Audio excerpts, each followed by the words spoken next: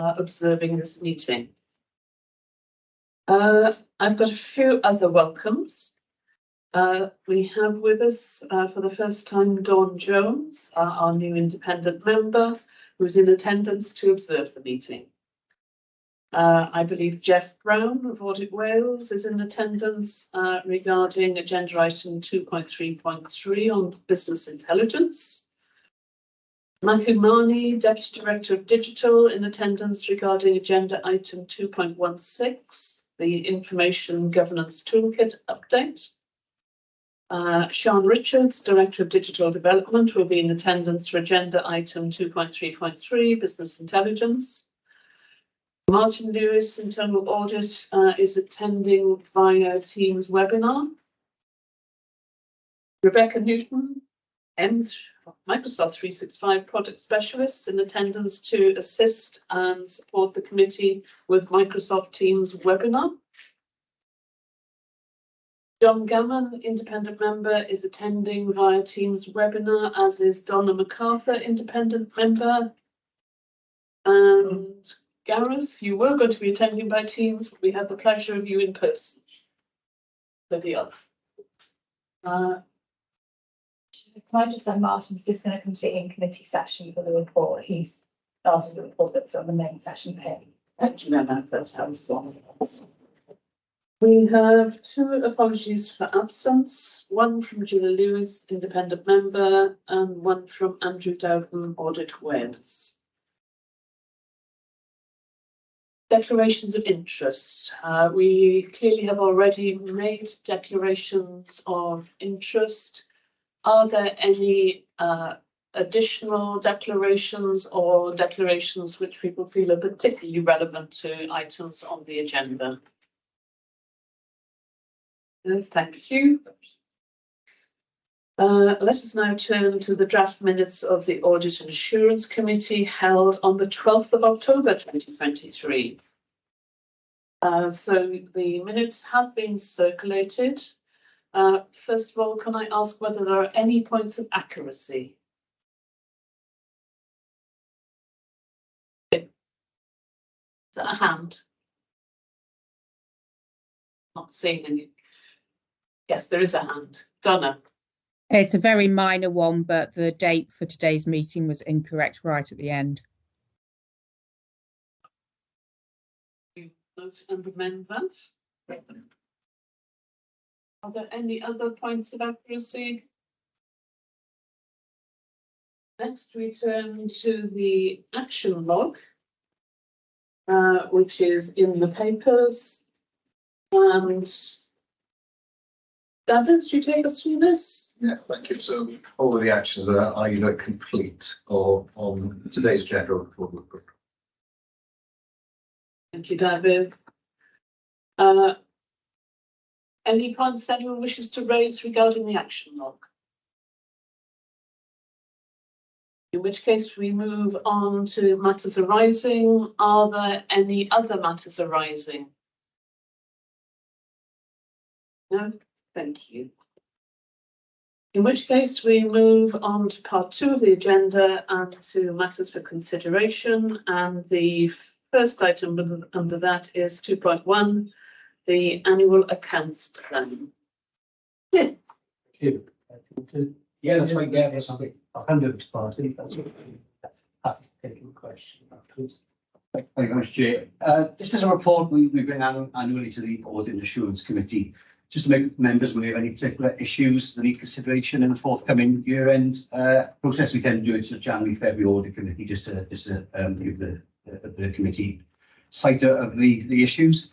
It gives us an opportunity to discuss those and hopefully give assurance where the approaches we are proposing are in line with all relevant guidance and accounting standards. Gives us an opportunity to discuss those. I'm pleased to say for 23-24 there are no significant, no technical accounting issues affecting our accounts. And as I mentioned in page 2 of the report, this is the 6th year of doing the accounts. So we've been through some fairly rigorous audits over the past few years. So I would hope that there's some assurance given that we've had positive audit reports throughout and the relationship with our auditors as part of that. But within section 3, I have identified some of the issues I think may have an impact on us, mainly relating to prior year issues. just highlight them to show how we propose to respond to them for the coming year and just to reduce the risks of them occurring or just to get mitigations in place in advance. I won't go through them all in detail, there's a fair number on there, but I guess the two areas I would like to just give an update on. First is in regard to the accounts timetable. We have had an update this week from Anne-Marie Harkin, who's the Executive Director of Audit Services, Audit Wales. She's written to all NHS Wales directors, updates on the proposed timetable. Now, I did suggest in the paper it was the 31st of July. That's been brought forward 2 weeks to the 15th of July. Still later than previous and past. I may be stepping on some of your comments you had. I'm sorry. It is later than previously. It's a step forward to try and remove that. I think based on that new data, as an organisation, we will have to consider our board approval process because obviously the dates don't fit in now with that. And I haven't had a chance yet to work through with Helen in terms of what's possible for us. I have suggested that we try and work a little bit earlier, which we have done in the past. I think except for last year, we've been fairly good at bringing those dates forward. And if we can reduce those audit timescales, we will do so. I have committed that we will submit our draft accounts a week earlier than normally, if we can do something just to give you a little bit more time to try and shave some time off there. So I think we probably need to look at some of the governance issues in the timing of the border, but that's, we can pick it up in the next week or so, I guess. I don't think that's going to cause us significant issues. Obviously, we would like the date to be earlier than the 15th of July, but I think next year the proposal is to bring it back to the middle of June. On the 15th of June next year, so that's a sort of step in the direction. The other area I just wanted to raise quickly is the year-end cut-off and prepayments. We did have a significant change to the accounting treatment last year, requiring restatement of prior year accounts. We have adopted revised processes throughout the year for prepayments for the nursing spring intake, and we've been doing that on a monthly basis. So year-end should just be a sort of continuation of that and the standard sort of part of the process. There will still be an element of investment in the accounts for the number of students recruited. That's going to have to be tested as part of the audit process. The level of investment will depend on the course on the university. Some start in January where we might get the information, some don't start in March. So there will be some level of uncertainty in that, but we'll provide the appropriate backing to head in the team as part of the audit process. But the general prepayment stuff is sort of day-to-day, monthly. Process now, so I'm not seeing any issues in that. So that's all I wanted to raise, particularly on that. I'm obviously happy to take any questions on any of the elements, but hopefully that gives a bit of assurance in terms of what we considered. So there are no significant technical adjustments this year to deal with. It is touch wood, run for the mill year end. Thank you. Colleagues, any questions or comments? No? I think you've already, between you, answered the point around the timetable for the accounts and the aspiration to gradually move back towards the previous timetables that we used to have. Do you want to add anything, Helen? Yeah, just confirmation that the letter is issued earlier this week, and we'll be planning our resources and liaising with Martin as we go forward now to make sure we can start the audit that will commence in 29th of April, and use that timetable that Martin proposes, touch wood, without any problems. We should be able to deliver to that. Excellent. And you also mentioned the public sector payment policy targets, and I note that we didn't achieve last year, but that we are well on track to achieve this year. I know how difficult it is, but it's good to see that we've got a focus on it. Yeah, very much a focus. I was hoping to have the January figures for today, but not able to follow, unfortunately. But I had a quick look this morning, and we're still above the target on my rough calculations. But this is so not long to go. Excellent. Do you want to add anything, Glenn? Just to add on the public sector payment policy, obviously there's an increased focus, I think, this year on not only paying our non-NHS suppliers on a timely basis, but also trying to make sure that our NHS sort of suppliers are also paid properly. I think given the difficult financial position this year, we know that a number of them will be struggling in terms of cash flow. So again, there's that sort of increased emphasis this year to try and make sure their invoices are paid on a timely basis as well. That's really good to hear. But obviously, we need to act as a team, NHS Wales. Good to hear. So, the Audit and Assurance Committee is asked to note the contents of this report for assurance, and we do need to do that. Thank you. So we move on to agenda item 2.2 and start with 2.2.1, the progress report. Phil. Thank you, Chair. So I'll just say a few brief words around the progress report. Overall, making good progress with the plan. Since the last audit committee, we've finalised 4 reports. We have a further one out in draft, and we've got some ongoing fieldwork in a number of areas as well. Just draw attention to table 1 on page 3. So that's green in terms of the metrics of the turnaround times, both from HLW and from us getting reports finalised and back out. So all green and positive at the moment. And then in terms of the detail of the plan, that's set out in table 2, page 5. I think it's fairly self-explanatory, not a huge amount to say that. I'll probably just draw attention to the last page, which and that's the single lead employer piece, which we're going to defer into 24-25, so early into next year. The reason for that is because of the with our discussions with management, they're really keen to make sure that there's been a couple of cohorts to give us a substantial amount of data to actually have a look at. So you'll see in the 24-25 plan that we're proposing to do this in Q1 of that year, so shortly after the start of the year. Any questions on the progress report? Donna. Yeah, thank you, and thank you for the report. Very helpful. It's again a fairly minor point, but I noticed that you issue your feedback questionnaires, obviously to gain feedback, quite obviously, and that you were awaiting responses. Are they overdue, those responses? Are people completing them for you, or are they still in progress? Just obviously, if we need to encourage to make sure that loop is closed. Yeah, I think encouragement would be helpful, just to get things over the line. Sometimes it's a bit of timing about when we actually get those requests for feedback out. So, but you know, any encouragement the committee can give. I think the committee will willingly give that encouragement. Thank you for raising that, Donna. Do you incorporate that as a metric in the annual report? It's not as a metric, performance metric, but we do make reference to it, and I would call out how we have back throughout the year. So it's something that the committee can keep an eye on, both as we go and then cumulatively. Yeah, and absolutely, it's invaluable for us just to make sure where we need to work on things. If it's certain, concerns, that's the opportunity to raise them, address them in a timely measure. And it's actually very good to see the turnaround times. That's an indicator for us that things are being taken seriously, and that we're working collaboratively with Audit. Okay, so the draft plan, Paul. Thank you, Chair. So moving on to the draft plan.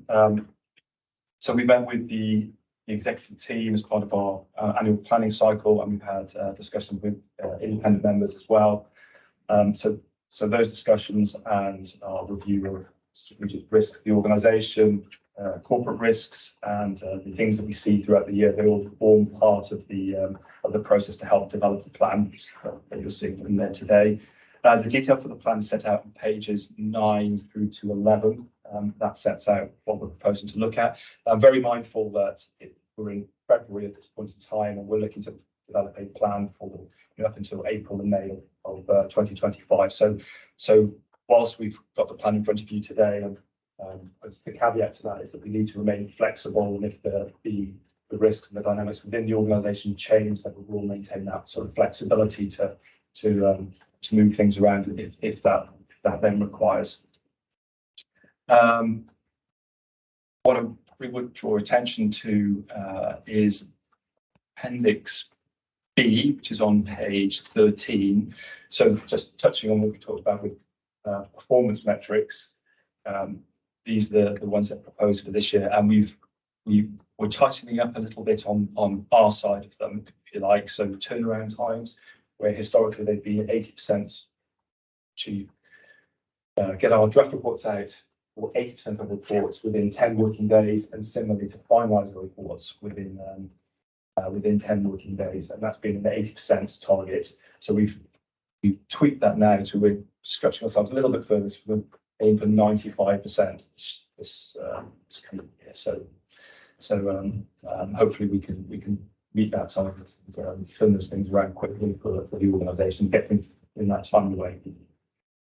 The Appendix C for the plan is the charter, and really that is a document that sets out the relationship between ourselves and the HRW, how we meet our independent measures, how we interact with the organisation throughout the year, and if there are perhaps bumps in the road, then we're clear about how we address that and how we talk with management and make sure that things can be addressed and brought through to the committee. So those are the sort of the key parts of the plan.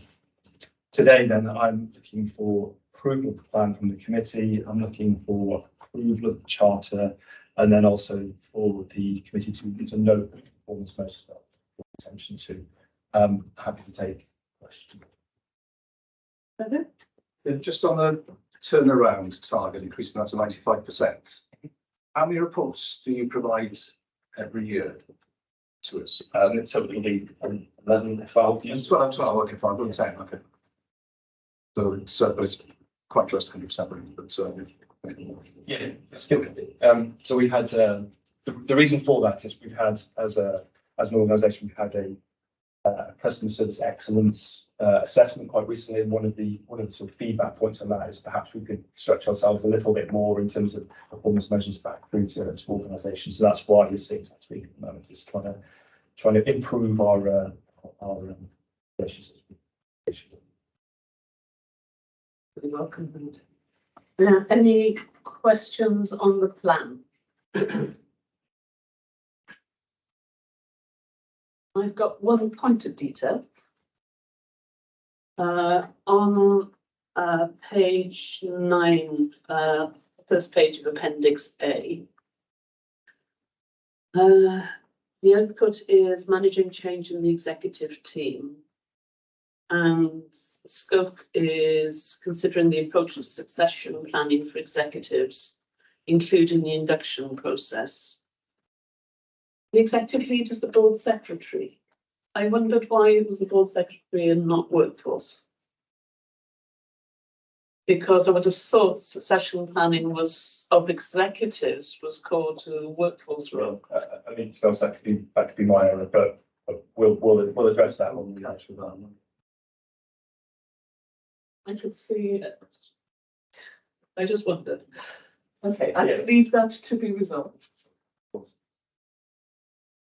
Okay, so catching up on where we are then, we're asked to note the internal audit progress report and to approve the draft internal audit plan.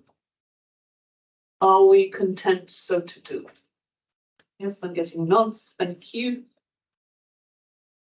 So we now move on to the internal audit reports, and we do have 2 before us, and unusually one is a limited assurance report. So who's going to take us through? So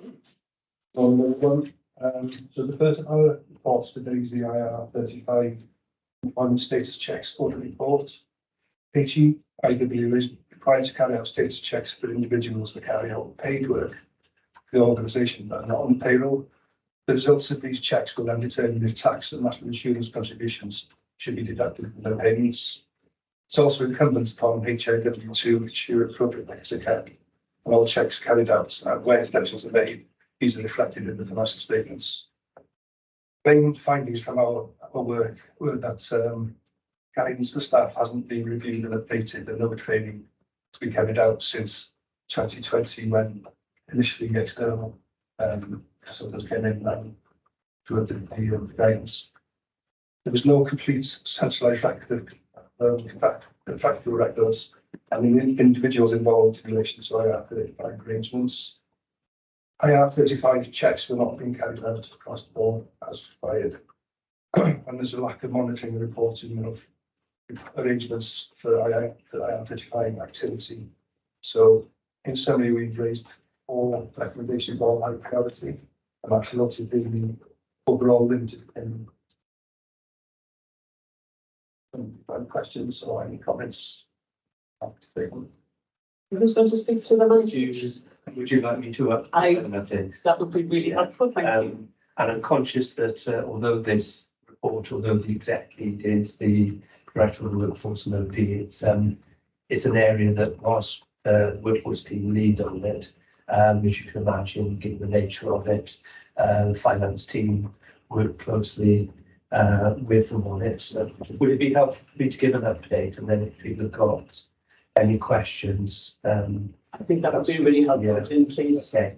I mean, obviously, this is an area that we were quite concerned about, given the nature of it, and I think it's allowed us to actually go and have a bit of a deep dive into how IR35 is applied across the organisation, and clearly there were some areas where I think it was really deficient, and that's drawn out in your report and the opinion. So if I just go through each of the key management actions. So the first one was around the IR35 guidance, checklists and flowcharts being up to date.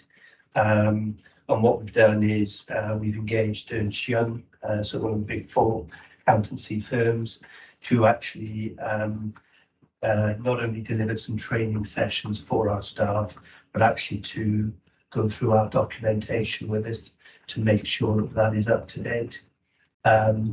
There are 2 training sessions that we've arranged for staff. One is on the 19th of February, the other one's on the 21st of February.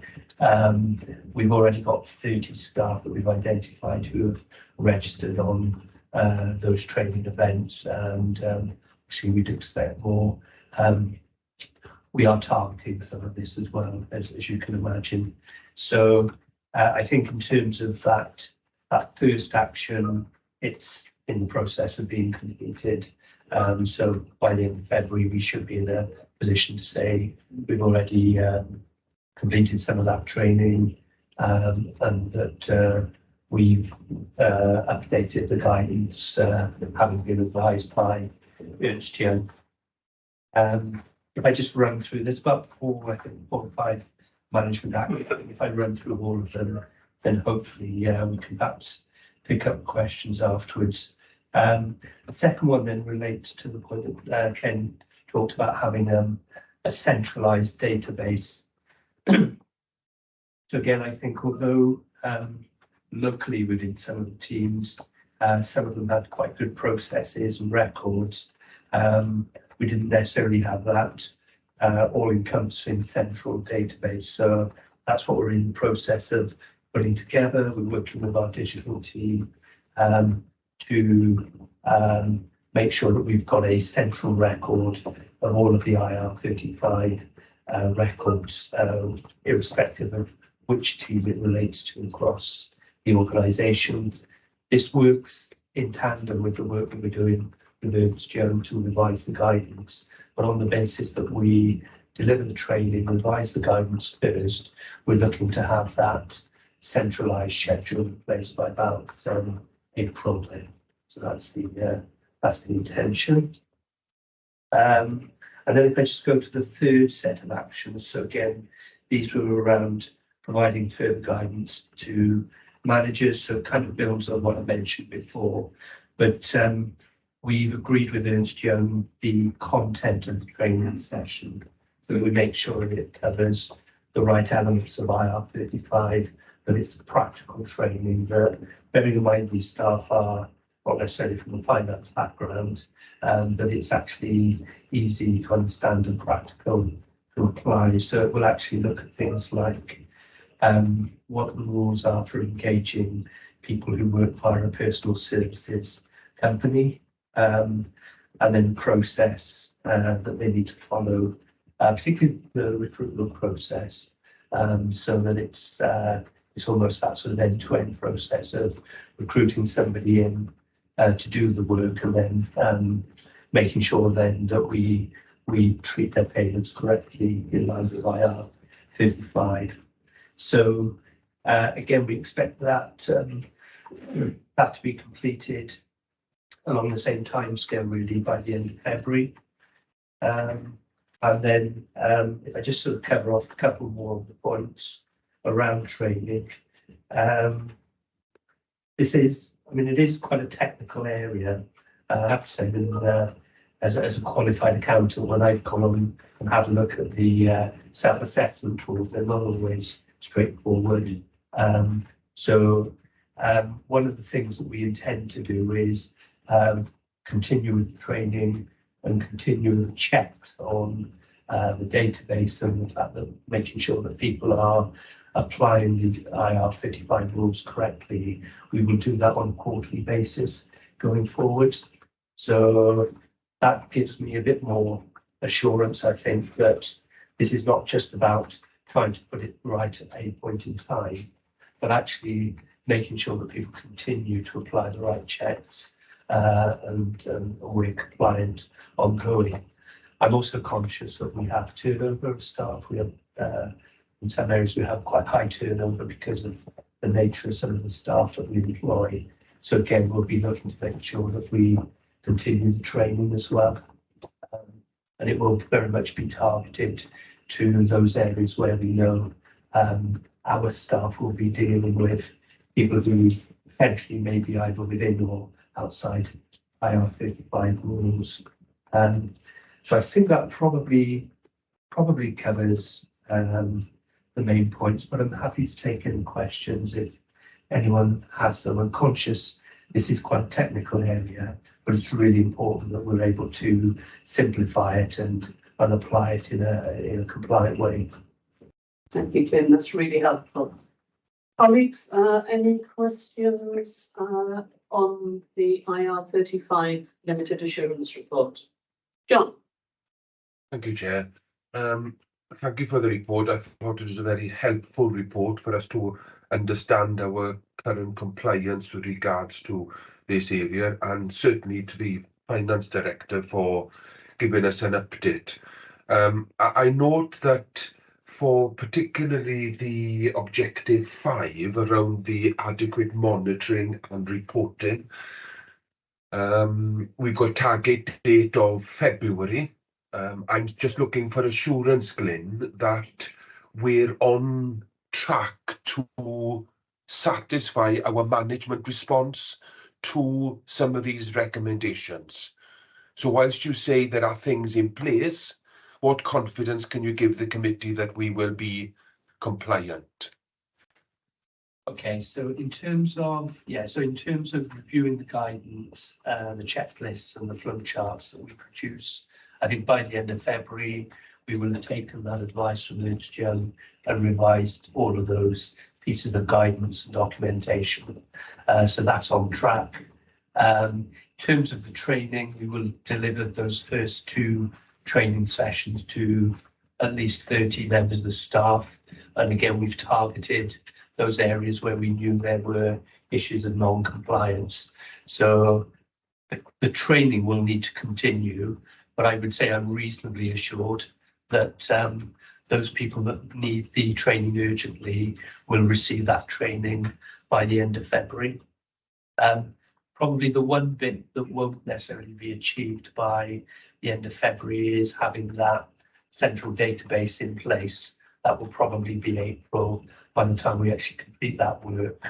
But by April, we should have that central record in place. And then, of course, it's really important that we continue to monitor compliance and we continue to provide training to staff, not only existing staff, but also new staff that come in to new roles. So to the extent that we'll have that new training provision in place, we'll continue to provide that. I think that gives us reasonable assurance, but obviously as a committee, you will want to know that we're continuing to do that. So I don't know if that helps, John. Thank you, Chair. Next, thanks, Glyn.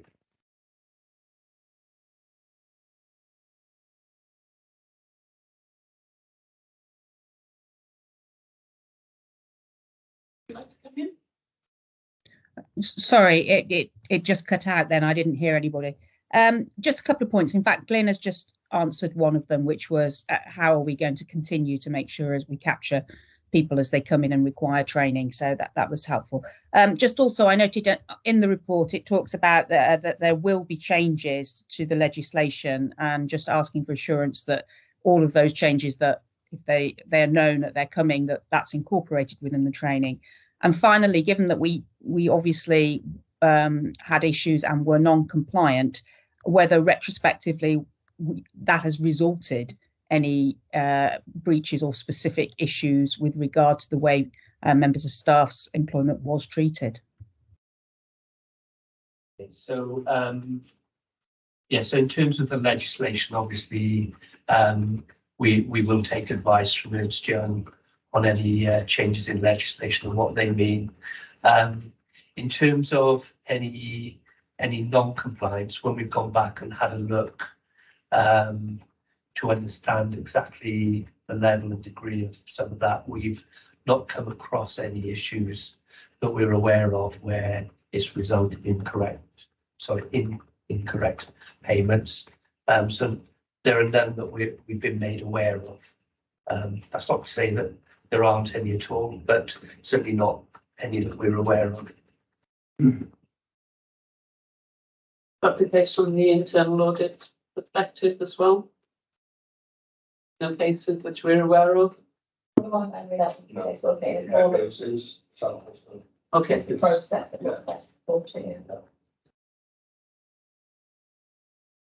That all Donna's questions dealt with? I think so. Yeah, you okay? Yeah. I lost count. Yeah. Okay. I have a few, Glyn. Because all those are technical areas, one that I've had quite a lot of dealings with. I mean, I think this is a really helpful report, and I think it's an example of identifying an area where, you know, there needed to be that sort of deep dive. And it's actually proved very fruitful in showing how we need to improve and what exactly we need to do to improve. Sorry, my screensaver just come off. Okay. So one of the things in relation to matter arising one of the recommendations is there should be an overarching document. In what you said, I've heard that the various components are going to be reviewed by Ernst Young. Is there going to be an overarching document which is easy for people to understand? Yes, so the aim is that we'll revise that overarching guidance, which would be applicable to everybody. And then below that, we will produce a set of flowcharts for people to work through. So the way that the tool works tends to ask you a series of questions. And so the flowchart gives like how to fill in just taking people through the process step by step. So we've got words and a picture. Yeah, yes, yeah, no, that's a far better way of articulating it. Very simple. Obviously, Ernst & Young are contributing particular expertise. This. Are you actually developing some internal go-to person or persons who can actually deal with more routine queries? That's a very good question. I guess we've not specifically developed anybody individually. I guess as part of this exercise, it will improve people's knowledge. And certainly, I mean, as a finance team, although we're not necessarily experts in IR35 and taxation, it will increase our knowledge. We would, given the size of our teams, we would probably continue to use Ernst & Young on a regular basis to make sure that, because this is quite a specialist technical area, we'd probably still rely on them to come in and advise us of any changes. But on a sort of more routine day-to-day basis, Yeah. if someone's struggling, knowing what to do, would there be a go-to person?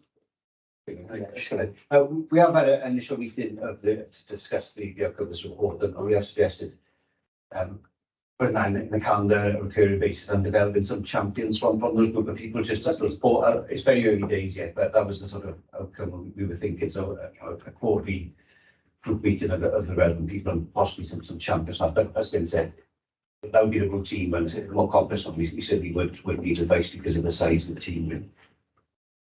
It's really helpful because it's good to have some internal Just need to support and sharing the pain. Okay, I think it's been a really useful report. Thank you very much for it. There will be a follow-up, I presume. Planning for that for Q1, so quite sort of link in with the sort of timing of the management action such as. So we do note the IR35 employment status checks internal audit report.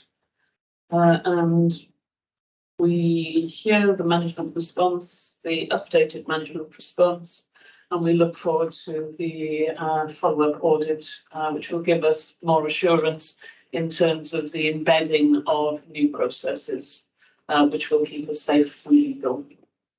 Always a good place to be.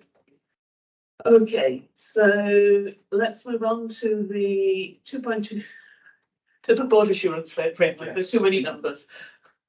It's going to be me. So, thank you, Emily. So, morning everyone. Just to introduce this report. So we tend to look at an aspect of risk most years in our internal audit plan, and this year we focused on the board assurance framework BAF. As you can see, it's an overall reasonable assurance report, and there are quite a few areas that are reams of substantial assurance. So we're quite happy with the fact that the organisation's got an up-to-date BAF and its risk management policy aligns to it, aligns with strategic aims set up in the IMTP, the committee's responsibilities in terms of who's responsible for getting the assurances are quite clearly documented. Strategic risks are aligned to exec members and they've got responsibility. So we're happy with all of that. Our only real concern was around the development of this year's strategic risk control framework, and I said the timeliness of that, which is actually an agenda item later on in today's papers. So I think we acknowledge that this year there was quite a change in the strategic risks from last year. It's taken quite a time to get those completely approved. I think some were approved back to last July time, but some didn't actually get finally signed off until November's board meeting.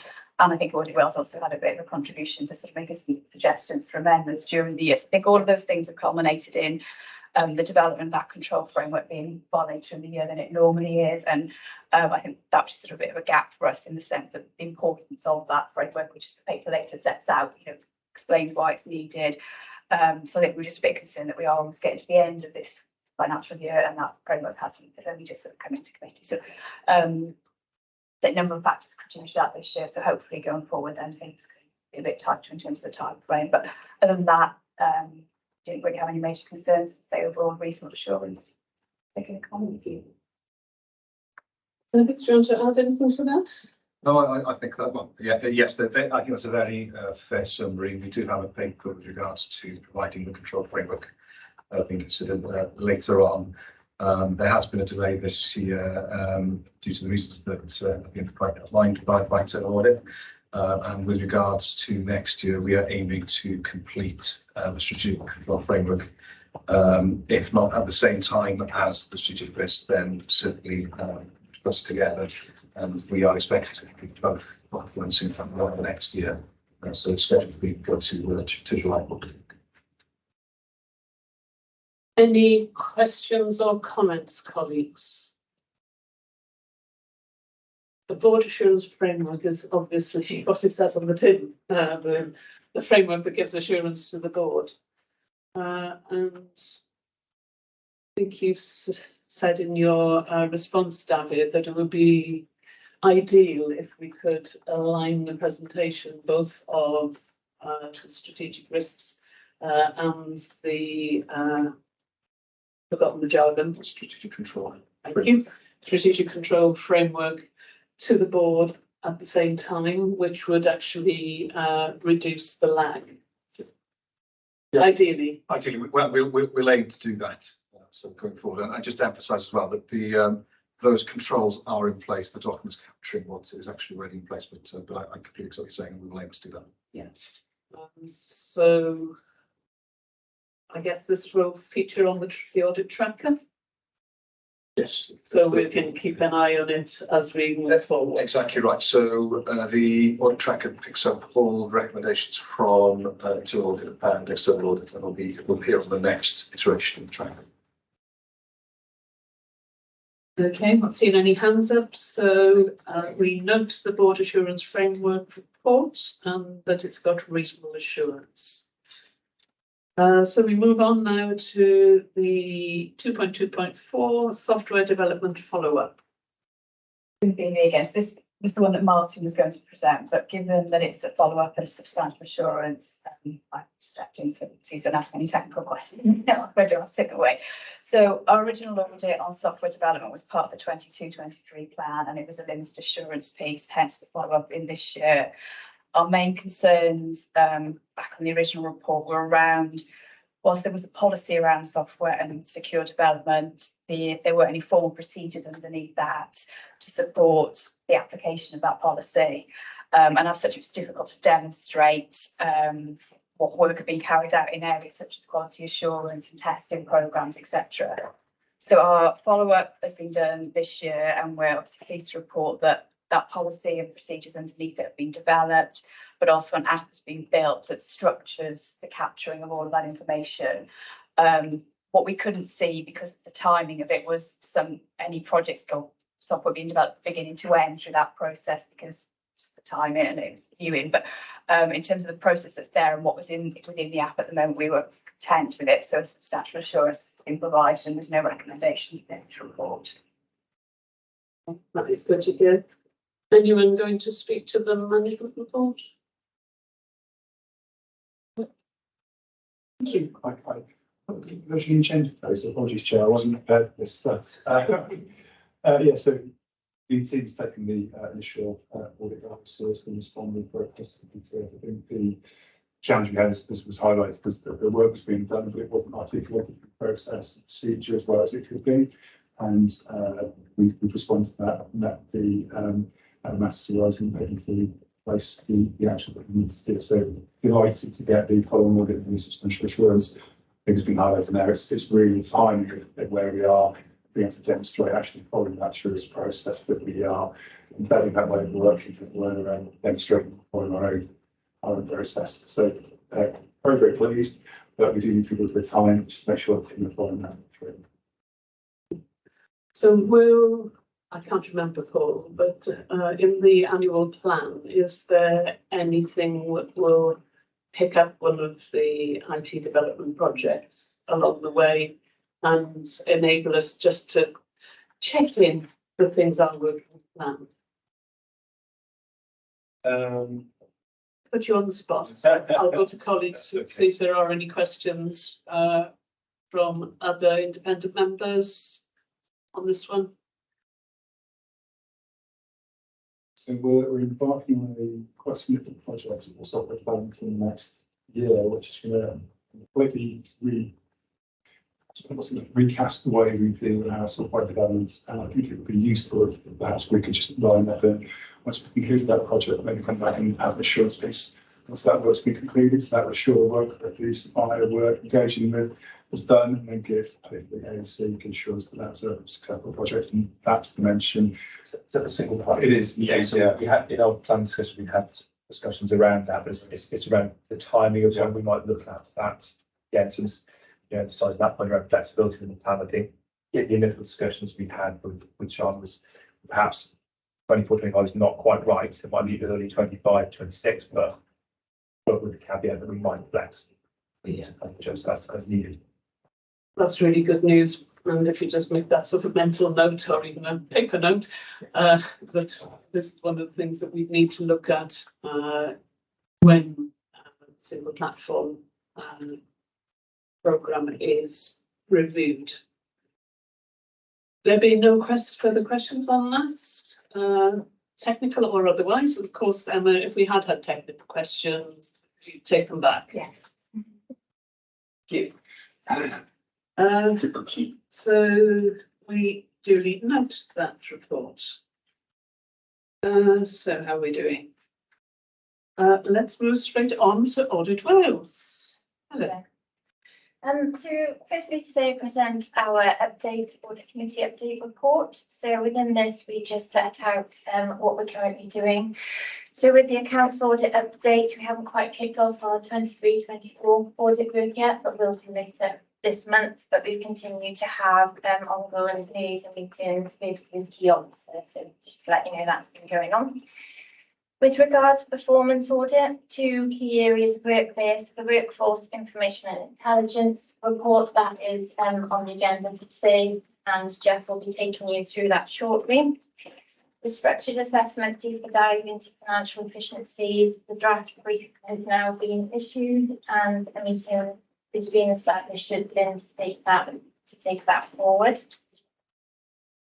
And then with regards the other areas of the update report, so no immediately new reports issued to the NHS, but we have referenced the ones going back to autumn last year that may still be of interest to you if you haven't already looked at those.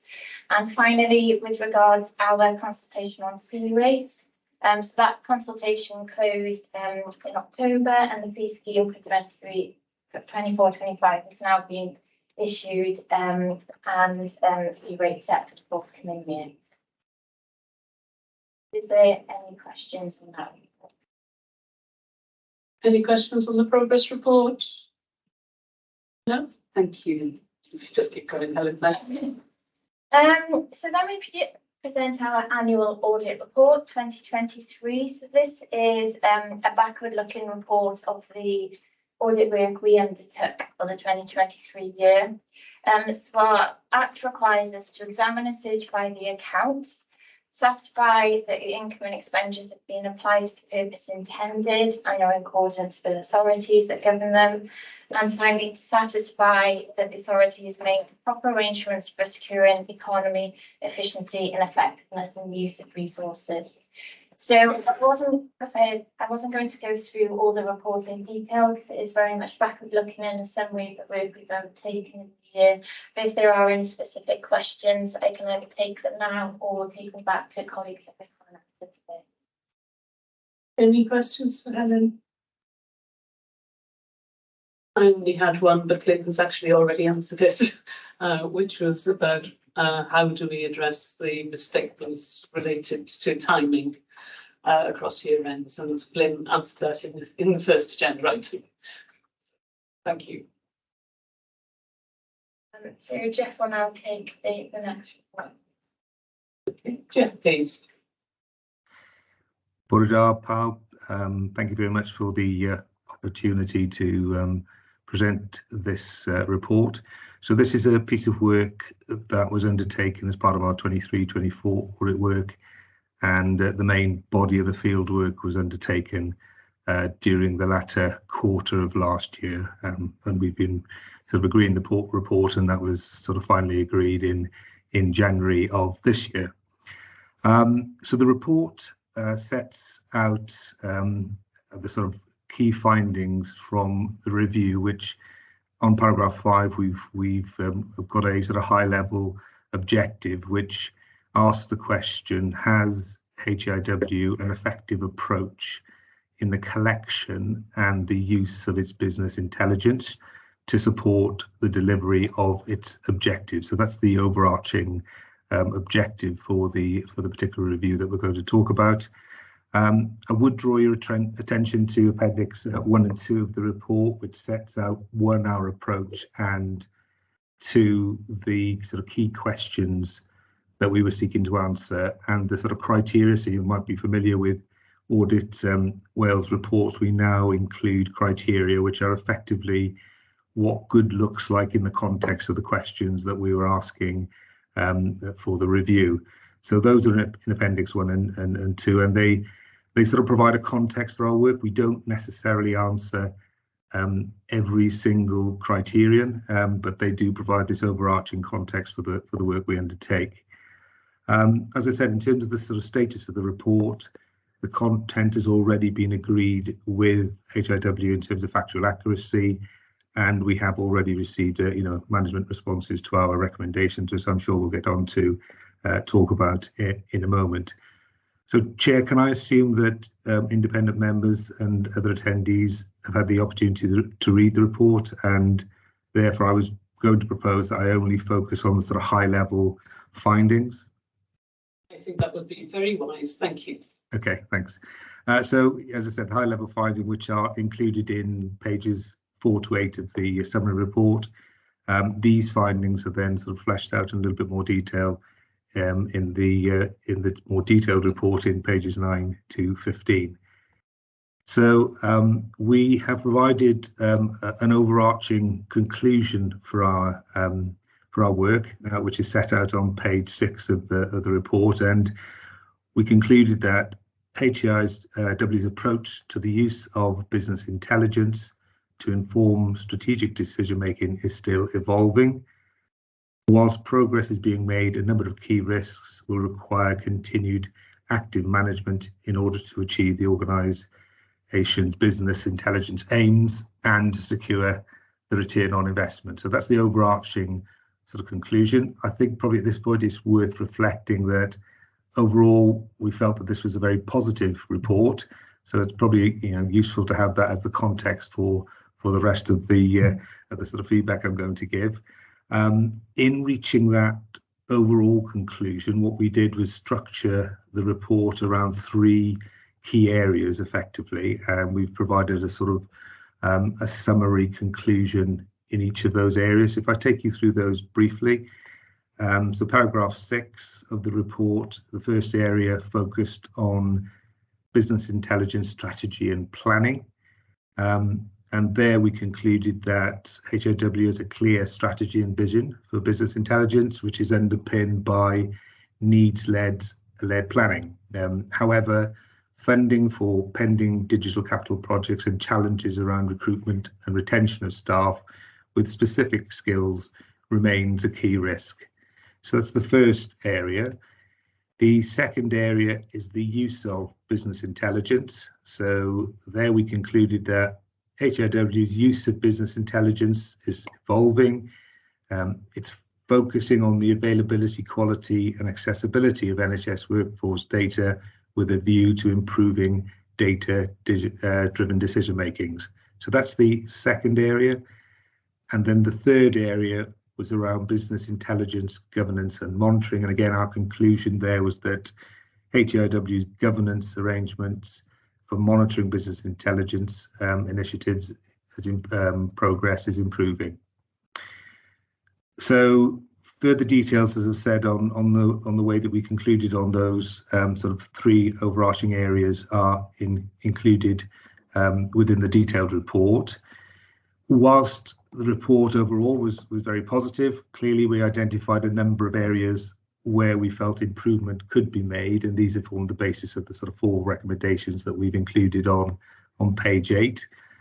I wasn't planning to run through the detailed wording of the recommendations, as I'm sure we're going to sort of pick that up in a moment in terms of how HIW are responding, but in broad terms, they focused on refreshing HIW's digital roadmap, then a focus on the sort of business critical roles and developing succession plans for those. There was a recommendation then around improving the sort of progress update reporting or aspects of the progress update reporting. And then the final sort of area was looking to focus on the investment and the impact of the investment being assessed in a sort of an effective way. So that, Chair, that concludes the sort of high level summary that I was proposing to go through. I'm very happy to take any questions or to hand over to someone from HIW to respond to the report's recommendations. I would like to say at this point, many thanks to Sian and her team for their support. We had quite a number, or I had quite a number of audit clarification queries, which I pushed towards Sian, and the team were able to turn those around very quickly. So very, very appreciative of that. So, diolch yn fawr iawn. Thank you very much. Sian, would you like to say anything about the management response? I don't think we put the management response in here. That might just be me. It was one of the appendix in the version that Okay. but it is detailed in the appendix, and I just said we've responded to that. So, yeah, thanks, Jeff. We welcomed the discussion and many of them, and I think the board will already be aware that this is an evolving area, and we briefed the board back in June time with our board development sessions about, you know, this is a growth area for us. We've been supported by the board to develop this team, put resources in, and it's a core part of our digital and data strategy. So it was really timely for us. And the team has come under the remit of digital and data just over a year now. So again, timing wise, it was really helpful, but also the commitment of the organisation through the work that we did with new ways of working to really recognise the need for data and intelligence to drive our decision making. Also, you know, this is in parallel to lots of work that is happening with Glenn and his team around performance, around quality. So whilst we had a focus, it's definitely an organisational wide approach and an organisational wide maturity to get to the point that we've really got our hands on the data and using it. So I felt the report was really balanced, really welcomed it, and we're being able to respond proactively now to the recommendations, and can confirm to Audit Committee that those now feature in our IMTP and our delivery of the data strategy, and we'll be bringing back further reports and updates. I think we're going to plan a board development session to show you some of the progress around this work as well.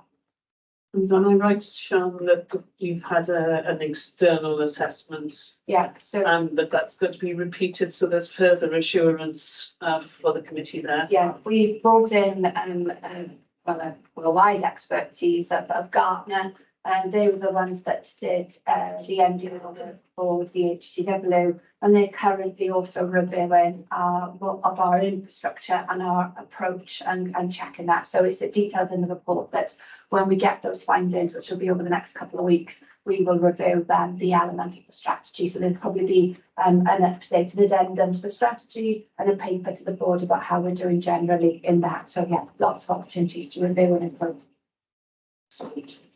Any questions, colleagues? Just to confirm that the management responses are in Appendix 3. Okay. Yes. Senior moment. Louise. Did I see a hand there? Yes, John. Thank you, Chair. Thank you to Audit Wales for a comprehensive report. I actually thought it was incredibly useful. Not my area at all, but to say that I enjoyed reading it is probably true. I found it very, very helpful.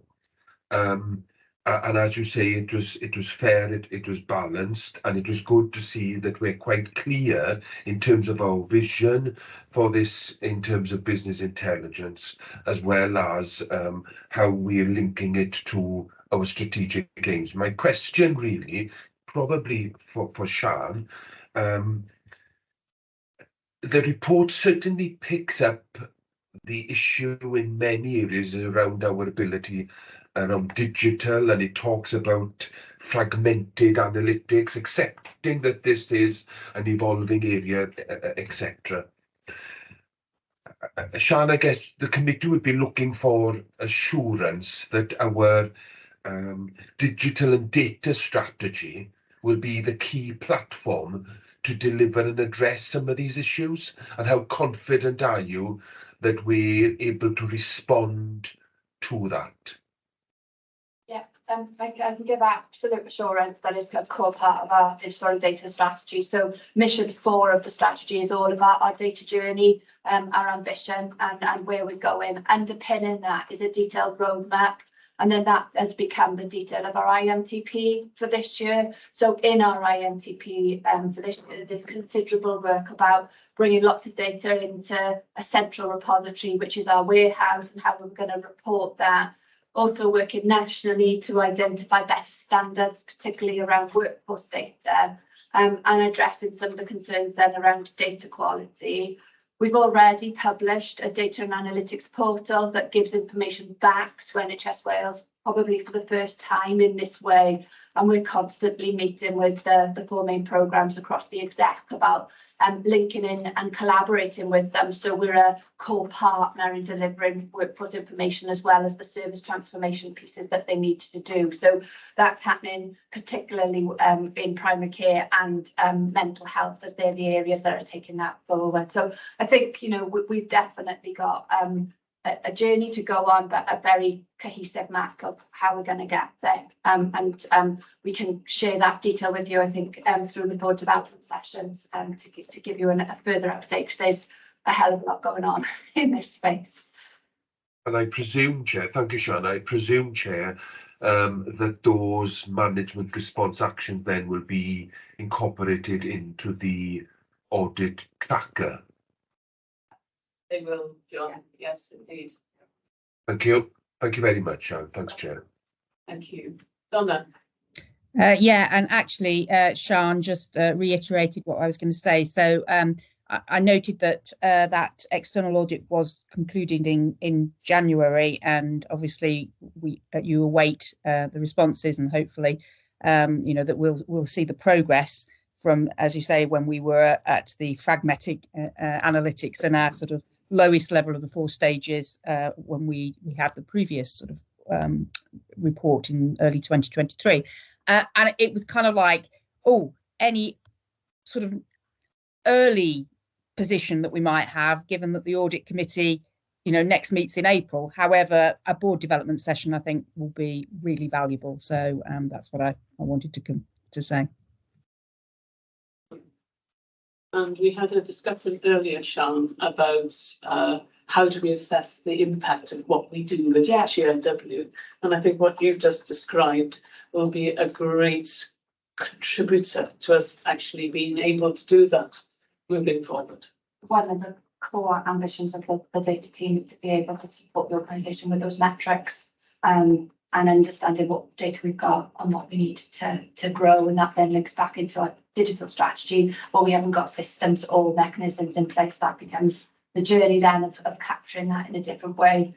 For example, as you'll be well aware, our single platform development. So that is an example of where the digital system creates a better platform to get the data and to be able to use it. We wish you well with it, and I'm sure we will discuss it again at Audit Committee. But a really interesting and helpful report. Diolch yn fawr iawn, Jeff, and thank you for working so collaboratively on it. We look forward to hearing more. Right, okay, so we move on.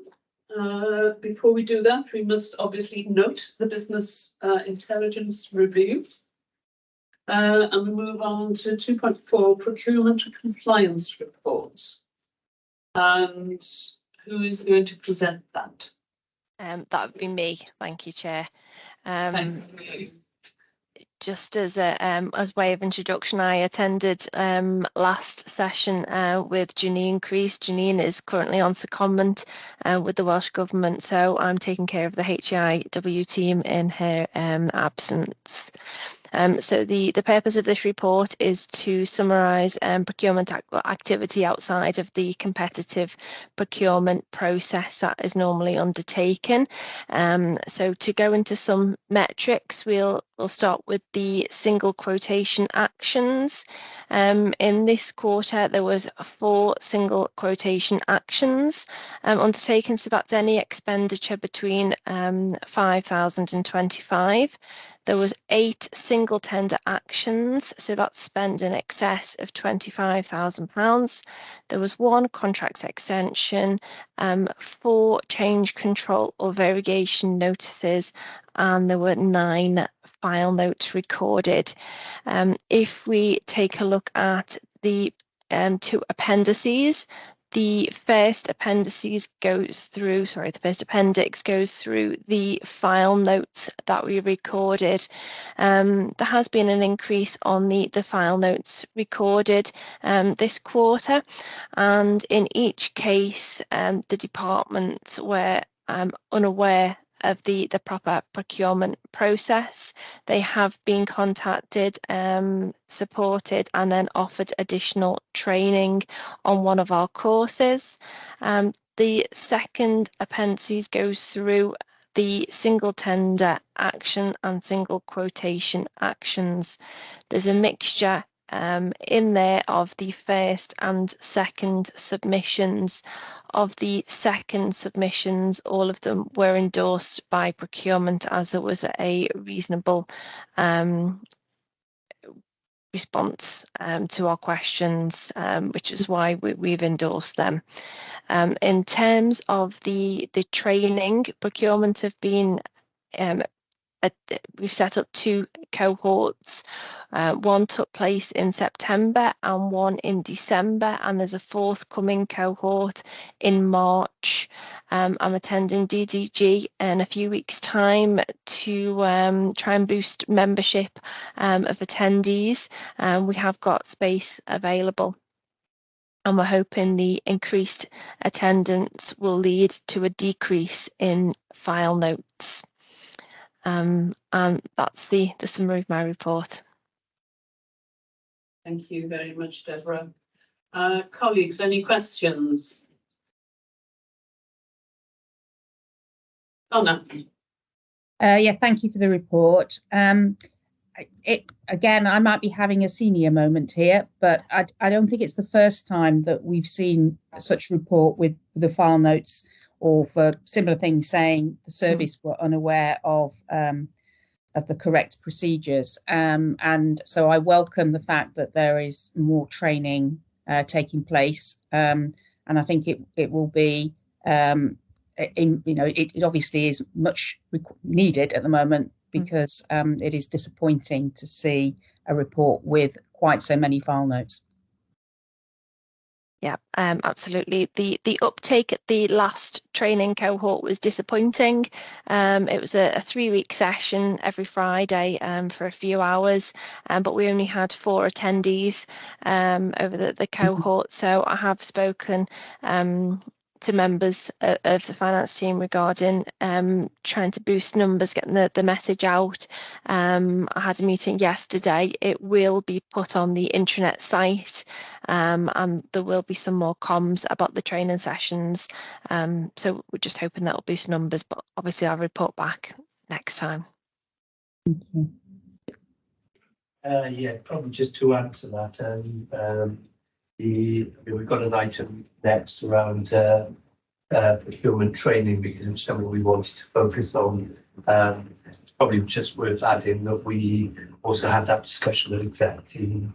So I think the executive directors are very much aware of the importance of people understanding the procurement rules and how to procure properly. So I'm hoping that by providing that bottom-up training and then perhaps a sort of top-down commitment from the executive team, that we should see an improvement in compliance. But it is an area that we need to continue to focus on. I think the nature of a lot of what we spend our money on is such that we have to go out to procurement.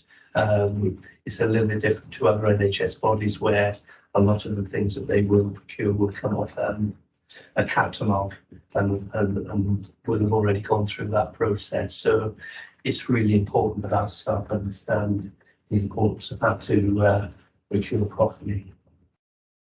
Thank you. It is disappointing. I echo Donna's comments about this being a recurrent item. I wonder whether we actually should have some sort of performance data.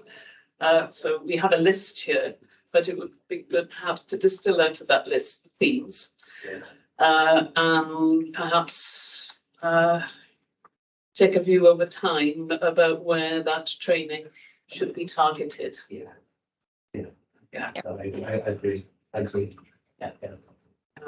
I could go into detail, but I won't. I think I know where you go. Okay. Can I just pick up on the single tender action, which is a different issue? It is. And again, just to say that, again, I think some of this is the nature of some of the things that we procure, particularly around some of our leadership and development courses, and also in pharmacy. We often find we're in a position where there is either only a sole provider that's able to provide that kind of provision. But what we're doing is looking to develop what's called a non-committal framework. So it's a procurement framework that identifies a number of these organisations and, if you like, effectively does a lot of the due diligence around them, and means that in the future, if we sign up to this framework, people can call off contracts, albeit there will very often only be one provider that can actually provide that specific service. But it should then lead to us reducing the number of single tender actions that we have to make then. And I think that sort of approach would give the committee more assurance that we were compliant, but also understood how best to use procurement processes. So encourage you to continue to think in that way. Yes, that we are in the initial stages of that discussion, and we're hoping by sort of August, September that framework will be in place, and that will make a difference to the STAs. And we've just awarded a framework as well for some speakers and some coaches and mentors, which will obviously help as well. Excellent. That is very welcome news. Okay, so we duly note that report for assurance. Well, at least we know that we know what the extent of the problem is, and we're hearing that there are additional controls and training being made available. Procurement Improvement Review Closure Report. Yeah, thank you very much. Sort of links into the previous item. And just to give our newer members of the Audit and Assurance Committee just a bit of background, perhaps, in terms of this. In the early years of HIW, we did face some significant issues with procurement processes across the organisation. I think primarily as well, the 3 different organisations coming into the NHS and perhaps a more stringent requirements in working, which caused issues. We dealt delays in procuring goods and services. There were breaches of policies, lots of unplanned procurement exercises, and it's a bit of a blame game essentially in different departments blaming other people. So we've had a number of reviews over the years which have been brought to the Audit and Assurance Committee to keep track of where we're going. And we've made significant progress over the past few years. I think the level of information and data we have available now and the support from the procurement team, it has changed. Whilst there's still issues, it certainly has come a long way. The last report last review we carried out in 2022, and this report sort of closes that sort of phase of it, if you like. The list of all the action we proposed are in Appendix 1 of this report, and so the updates since the last report that came to in Section 3. The review does mark a lot of items as ongoing. I think that'll always be the case in terms of these. There'll always be work we need to do. It doesn't stop just with this formal review. So it's an ongoing process, and there's still a lot we need to do. We have regular meetings with both HIW staff and procurement teams to review the issues and look at how we improve, and we'll just feed back into this process. So I think the idea of this report is just to close that current stage of it, but just to note that certainly the work hasn't stopped. It's an ongoing process, and we've completed the actions and we plan to in that phase of the report. So that's just one thing. That's a helpful update. Any questions on that, colleagues? Right, I'm advised that we're lagging slightly behind, but I think we deserve a 5-minute break. So can we be back at 10:02, please? And can we stop recording?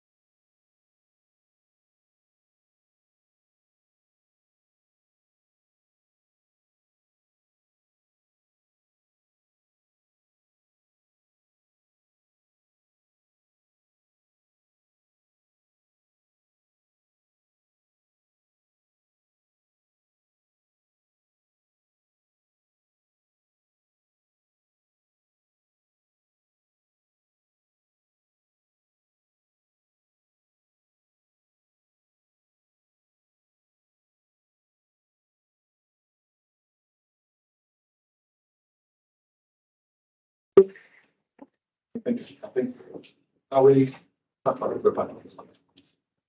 Okay, and are we recording? Welcome back, Professor Hall.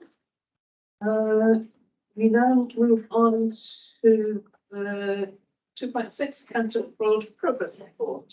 Thank you, Chair. This progress report relates to the period from the 9th of September to 35th of January, which was the submission date of it. It's very brief. I would take it as read. There's a couple of points that I'd make in relation to it.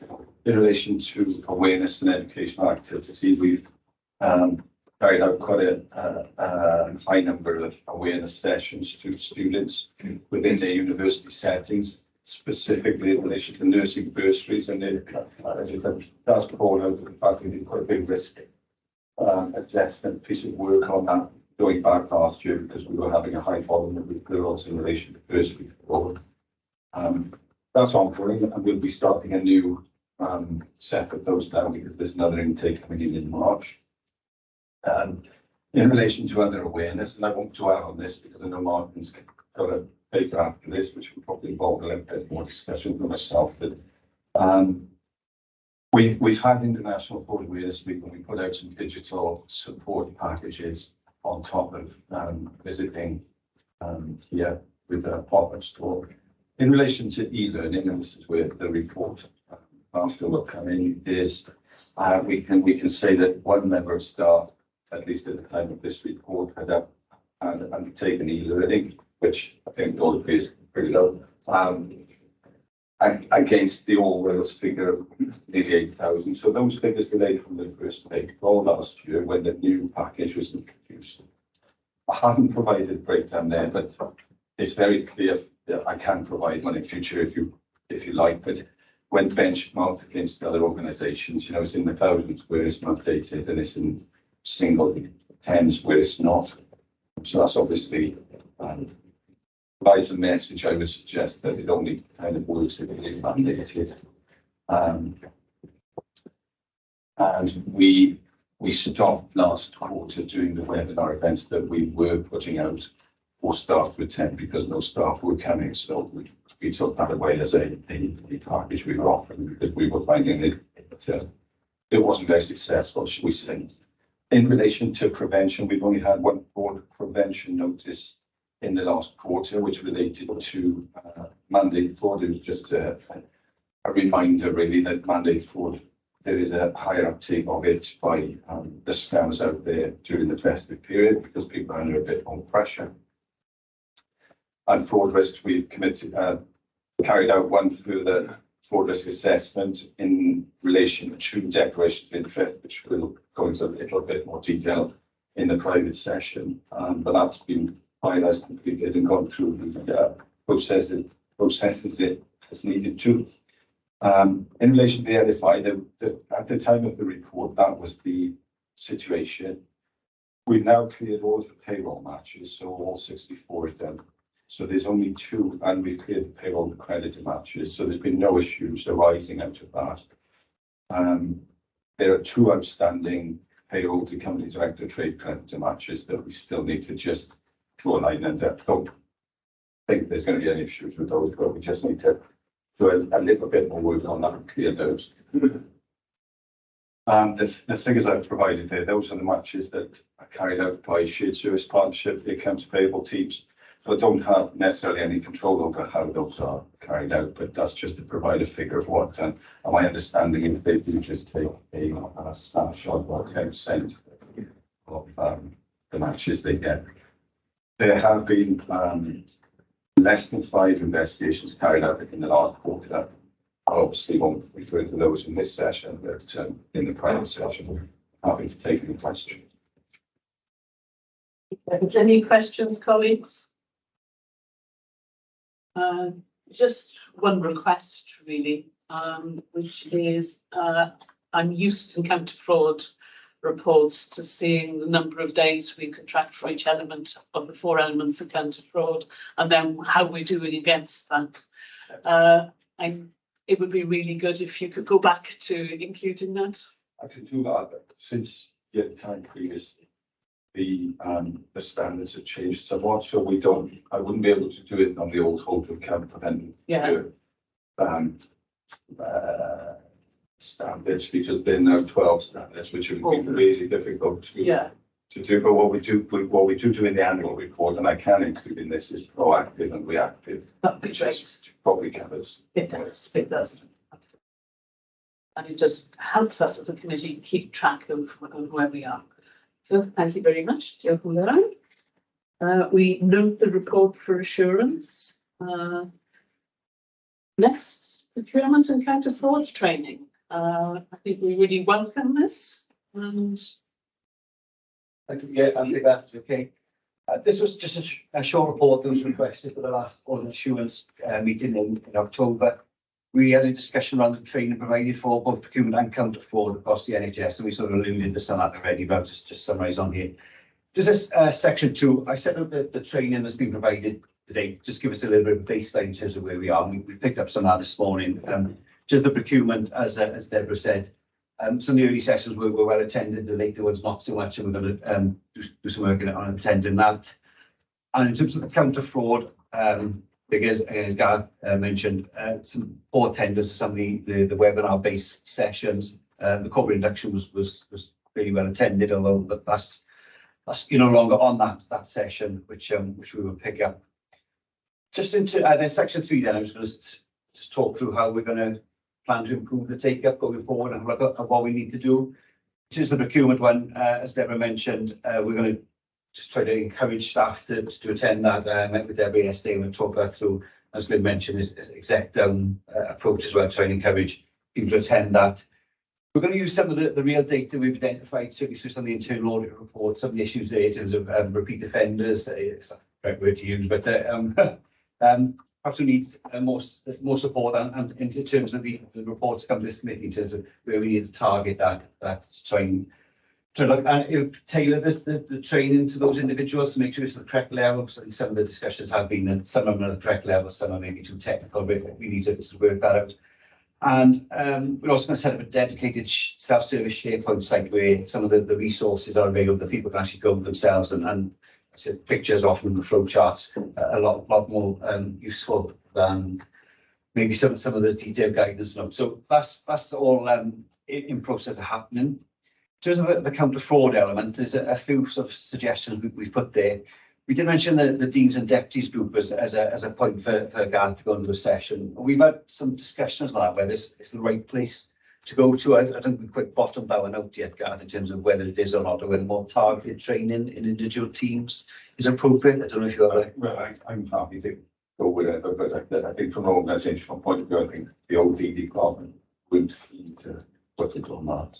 Yeah, in that forum.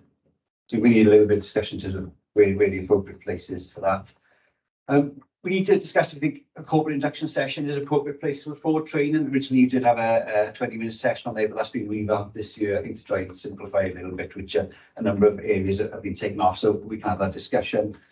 The e-learning module, as Gareth mentioned, it's in one. I know a lot more have done that. We've had some sort of encouragement from the executive team to do that. It's definitely double figures. I was trying to get the numbers this morning, but ESR is a little bit of a beast in itself, the numbers I've got, but I know that certainly the numbers are much higher than that, and you know that will carry on. As soon as we get those, we'll feed those today. Essentially, we have got proposals to increase the training over the next few months. I think the important thing, as Lynn referred to earlier, is executive buy-in. We really need that support from the executive team to sort of encourage people to attend these. So that was a real brief overview. Things are happening to increase the training, targeting where it needs to be, and to make sure the relevant people are taking part, and we monitor that going forward. Well, that was the other since I didn't pick up on a list of people. I think in the past, certainly from the internal audit reports, we didn't have necessarily a list of people who were attending, but we're compiling those now to make sure that we know who's been covered and where and why. So there's a brief overview. Thank you. Any comments or questions, colleagues? I just want to come in with a couple of things there that Mark alluded to. With corporate induction, we've now arranged with the OD team to do a completely separate counter fraud corporate induction awareness session via Teams. we've provided 3 dates for that, which are February, April and June. We have had bookings on it, so it's a booking situation. I don't know how many new starters there are, so I don't know how to measure that, but at the moment we've got 4 people booked on in Feb, none in April and 1 in June, which I think is UK. Yes. So I don't know how many new starters there are, but those figures seem a bit out at the moment, so we will sort of try and push that a little bit more. And with regards to measurement of awareness, you know, as we discussed prior to this meeting, there is a new law coming into effect, which certainly should ask about. There's an impetus for this type of training to be pushed out more. And I would argue that, you know, the easiest way of measuring whether people undertake counter-fraud training is the existing one that's there, which is the e-learning package that everybody has access to. And it does measure, and we can run a report then on who's undertaking it. We do seem to, and I'm very positive about providing whatever we can, and I think an awareness session in the room is the best method of getting the message across. But I think it should be in support of that e-package. Like I said, that everybody can be measured upon. That exists already, rather than sort of developing new areas like we did the webinar thing that nobody came to. We put things out there, but then the measurement tools aren't there with it. And I just think there's an existing package that maybe we should buy into rather than try to create all the others.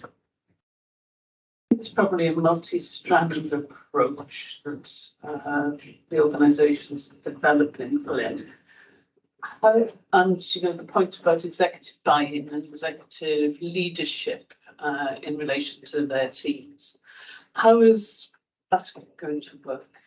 So when we discussed the issues around procurement training, we also discussed the training around counter fraud as well. So I think some of it is just about raising awareness and constantly raising awareness. So I know a number of people following that discussion personally have said that they will go away and do the e-learning. I think I'm probably one of the statistics that will be added to the web, because I actually did the e-learning back in December, end of December. I think it's really flexible, it's easy to do, it takes about half an hour. So as a form of learning, it gives you all the important things you probably need to know as a member of staff. It signposts you to where to go if you're concerned about potential fraud, but it's really easy to do. So it's probably more flexible for staff than actually having to register onto a webinar at a particular time. So I think it's trying to find things that work for people. We're also looking at when we can do a bite-sized sort of signposting session that we can use at the staff forum, but also put on the intranet as well. So again, if we can do the half an hour e-learning, which goes into obviously a lot more detail, but actually if somebody is concerned about fraud in the organisation, they can easily access this resource to know where to go to and who to talk to. Because actually counter fraud doesn't actually, as a term, mean much to everyone. It wasn't a term used where I used to work. So actually, particularly for new starters, it's important that they understand what it is and how to keep an eye on it, etc. So I think this is something we'll keep an eye on. Clearly, we'll get the counter fraud reports at each meeting, and hopefully we'll see an increase in uptake. So we thank and note. Let's move on now to the annual review of FCPs, and this is actually only one of the financial control procedures relating to purchase cards. I think we've read the paper. Anything that you want to highlight? I think it just takes account of the internal audit report and a number of other suggestions from within the finance team. So we serves what we need to do. So appreciate it. Any comments, questions, colleagues? Really welcome this. Some good controls in there, and I think we are happy to approve proposed amendments to the FCP6. Losses and special payments. That's you, Glyn, is it? Yeah. Did you want to just cover it off? I can, yeah, just a quick, this is the standing report that we bring to the Audit Assurance Committee just to show any overpayments made during the year. Just in terms of where we are,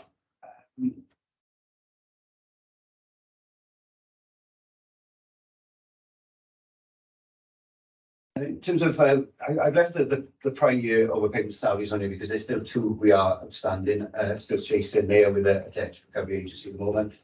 In terms of the current overpayments, there's been 8 overpayments of salaries this year. 3 have been fully recovered. 1 is querying the amount, and 4 were received in January, so the invoice has only just gone out today, but we have covered 2,000 of the 4.6,000 that's already there. I have regular meetings now with the payroll team. There's a new dashboard that comes out that sort of highlights the reasons for the overpayments, the departments where the overpayments has been tracked. So we've got a bit more data now to target what's happening. The numbers have reduced, as you see, significantly from last year already. So I think the new process is working well, and just keep on top of that. It's a question of tightening the process rather than there being anything fraudulent. There's tend to be delays in completing forms. There's a new online system which is very easy to. So I think a combination of other things that have been that process be absolutely not important for that. Colleagues, any questions? No, thank you. So we thank you for the report and note it for information. On to the corporate risk register. David. Papur ar gofrestr risg ydi hon. Ar hyn o bryd mae yna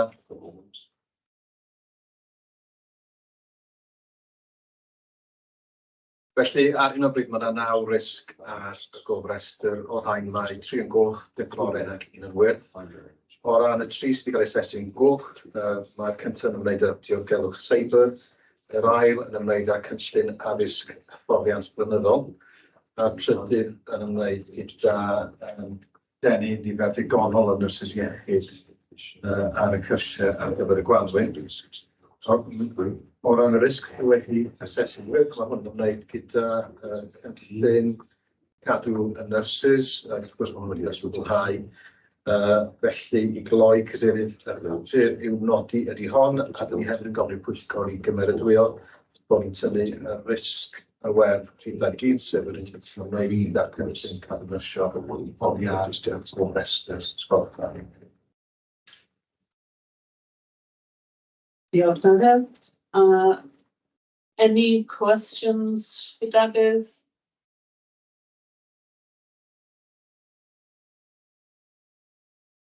Is that a hand, John? Yes. Yes, please. Sorry, I was slow getting to the buttons. Thanks very much indeed. I didn't understand the detail, David, but I think I got the gist of what you said because I don't have the translation. However, please correct me if you've answered the question that I'm going to ask. So in terms of the risk report, I think it's right to note, it's encouraging to see that of all the risks, 3 are reducing. So I think it's good to see as a committee that the mitigations that we've got in place are having an impact and they've been reassessed and that they're reducing. I do note the one new risk 23, and if my memory serves me correct, that's around the delivery of the mental health workforce and the challenges around that. I think that's what that was. My question, Chair, is in relation to the risk around, I think it was risk 21, I think it was. First retention plan? It's around, risk,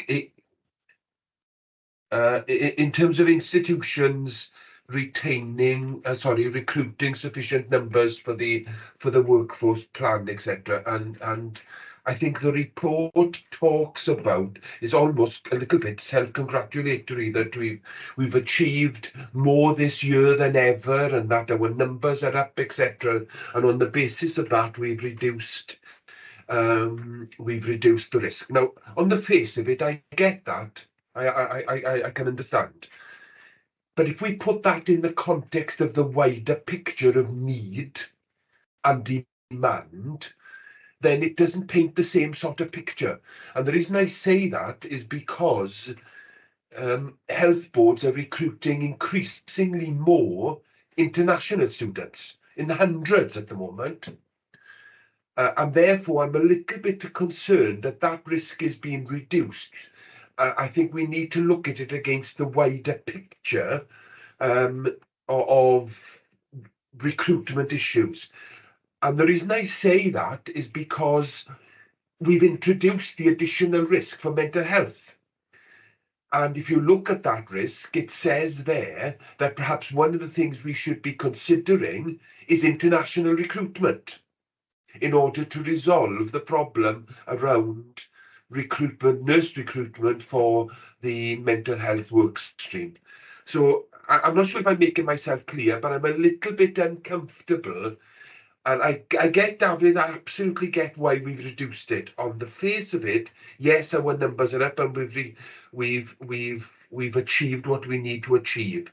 But it may be that as a committee and certainly as a board, we need to reconsider that risk, because it only is where it is because of international recruitment, and that's reflected in the statement that for the additional risk that we may need to go to international recruitment for international mental health nurses. I guess it's a comment more than a question. It's a good point, well made, John, thank you. David? Yeah, I agree. So it is a good point. I think the reason that it was reduced was to reflect the fact that the main focus of this risk related to the intake back in September, and that we had the figures back for that. They were better than expected, but take on board completely your comments.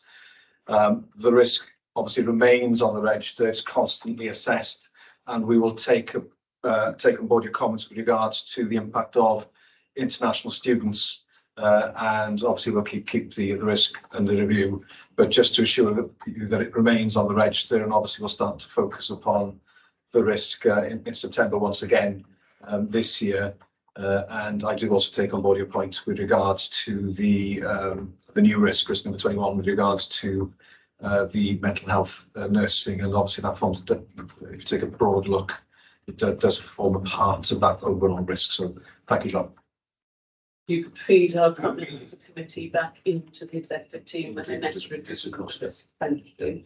I have one comment on risk 21, the green risk, looking to be removed. And this is about the delivery of the nursing retention plan. That risk is simply about nursing retention plan. It's not about actually addressing nursing retention across the NHS in Wales. That's exactly right. And that's why we can take it down as agreed, just to be absolutely clear. That's absolutely clear. Yeah, thank you. With that clarification, are we content, colleagues, to remove that one green risk? And we note otherwise the contents and the comments contributed by John. Right, audit recommendation tracker. David, you're on again. Yeah, diolch yn fawr iawn.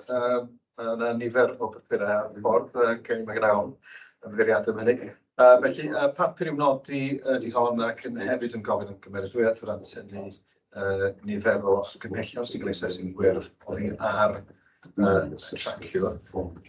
Felly, ar hyn o bryd, mae yna 43 o argymhellion ar y tracio.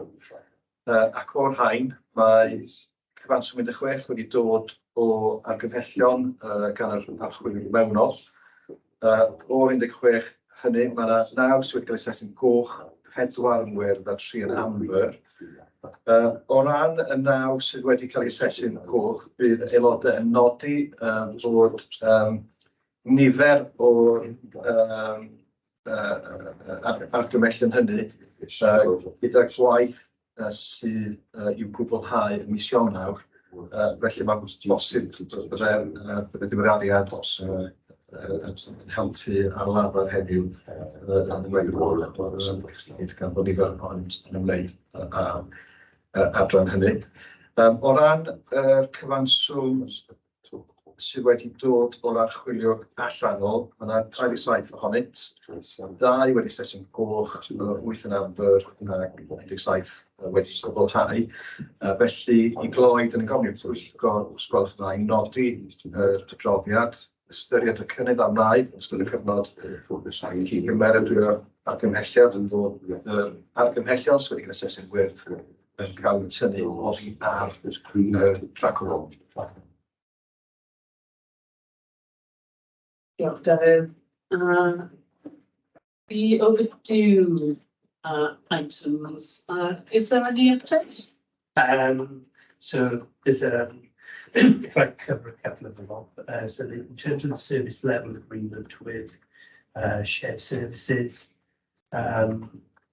we're currently agreeing what KPIs should be included in the SLA for single lead employer, so that's the SLE abbreviation there. They've already, so in their IMGP for next year, shared services have already identified some very high level KPIs in their IMGP, but we just need to agree exactly what will go into the service level agreement, working with our medical directorate to agree the words as well as the KPIs. I think that one's in process, but it hasn't been completed yet. In terms of the procurement, some of the procurement recommendations, I mean, some of those are tied up with the issues that we've got around training of staff. So we would look to address those as part of that. And then there are a couple around, or 3, I think, around education contract pricing schedules.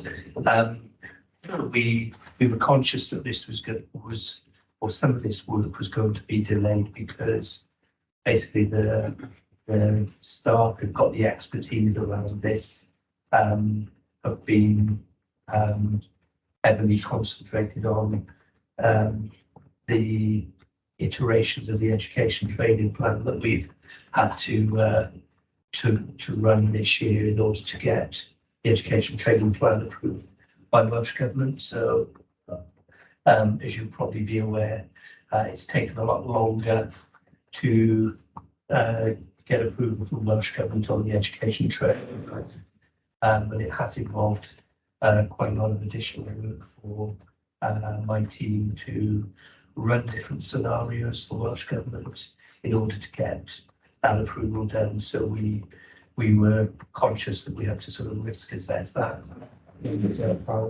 work through. So they're now sort of catching up on these recommendations now, but we expect to complete them very soon. Most of the work has already been completed, but it's just a delay in workload issue. Any questions, colleagues? John? Thank you, Chair. Can I ask, in terms of the tracker, what is the process we adopt to ensure that it's up to date and that it's monitored?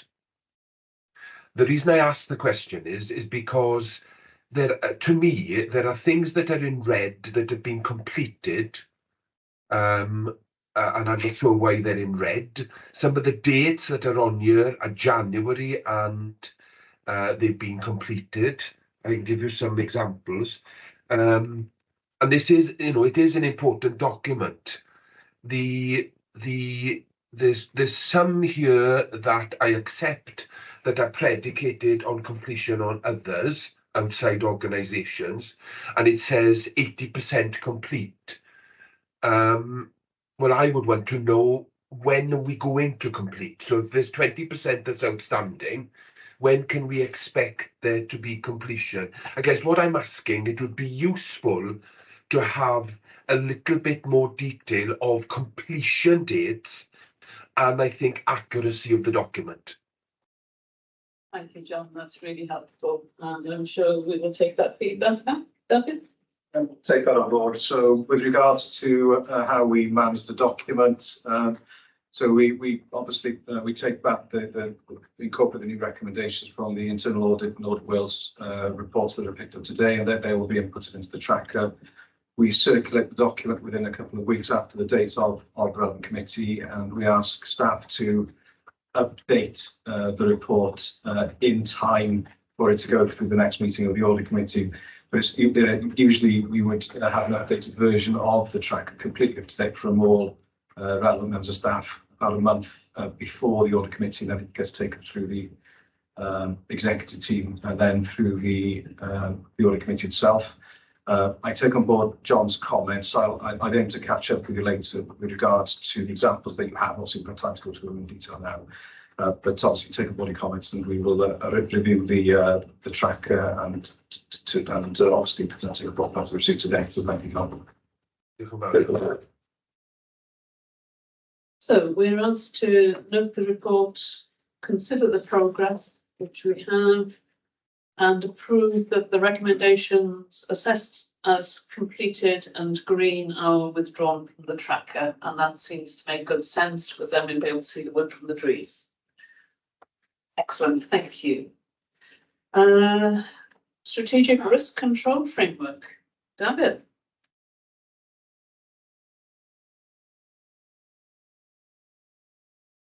Apologies, Chair. Chair. Apologies.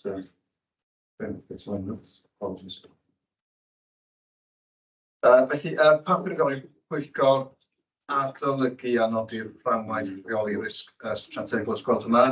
Da ni wedi trafod y papur yma fras yn gynharach fel rhan o'r adroddiad gan yr archwilwyr mewnol. Felly mae'r ddogfen yn patrweddol o'r baff ac rhaid nodi wrth gwrs bod y ddogfen yn dod yn hwyr eleni ac mae hynny hefyd bod ni'n gywir yn cadarnhau ein risgiau strategol eleni. Fel yna ni'n cadarnhau cynharach, ni'n gwybod ni'n toriadu I sicrhau y ddogfen mae'n gwyrdwyo yn gynharach yn y blwyddyn nesaf ac yn sicrwydd am anelu sgolhau yn y chwarter cyntaf o'r blwyddyn ariannol nesaf. Felly, da ni'n gofyn i'r Pwyllgor Sgwasau I nodi'r fframwaith rheoli risg strategol sydd wedi sydd yn hwn yn atodiad un o'r papur.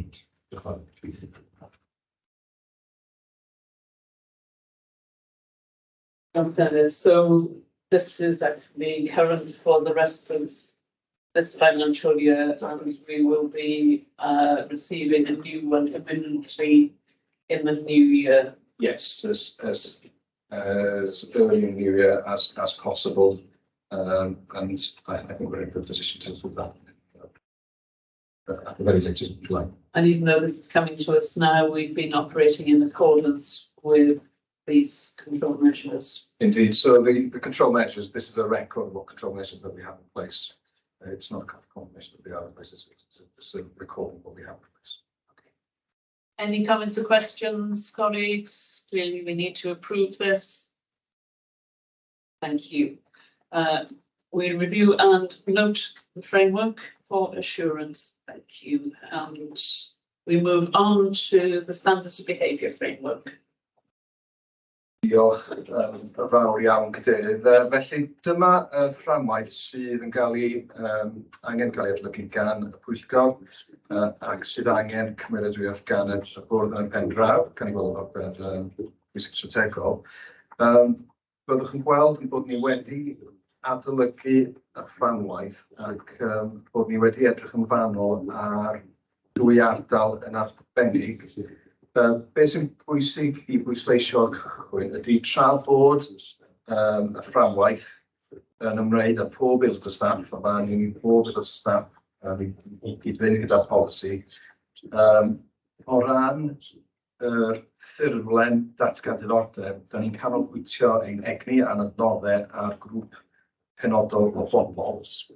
A gan hynny, da ni wedi ystyried a ddylid newid pwy sydd yn y grŵp. Felly ar hyn o bryd, da ni'n gofyn i aelodau'r bwrdd, aelodau'r DDG ac unigolion sydd yn rheoli cyllideb i gwblhau y ffurflen datgan ddiddordeb yn flynyddol ac hefyd os oes yna unrhyw newid materol i sefyllfa'r unigolyn hynny. Da ni wedi ystyried a ddylid ehangu hynny i fwy o staff ac yn mwy o ystod ehangu hynny i holl o staff. Ond wedi ystyried y gyfyniad yna gan y pwyllgor gwaith o ran y risg ac yn gyda'r noddau bydd angen i ofyn i bob aelod staff i gwblhau'r ffurflenni. Da ni wedi penderfynu ehangu y grŵp i fod yn aelod o'r bwrdd, y DDG, unigolyn sy'n rheoli'r gyllideb, ynghyd â unrhyw person sydd ar ôl 8 ec neu uwch.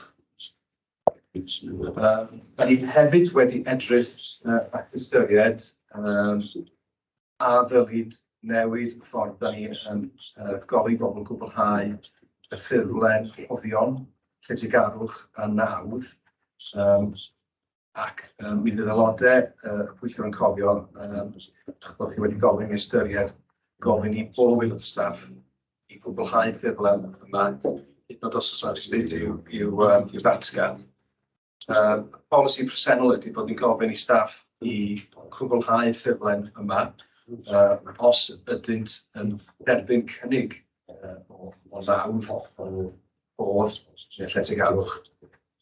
Wedi edrych ar hyn o fanwl o safbwynt risg ac adnoddau, mae'r pwyllgor gwaith wedi penderfynu i fod ni'n glynu at y polisi presennol ac yn fod ni'n gofyn i aelod staff i gwblhau ffurflen dim ond os ydynt yn derbyn cynnig o'r fath.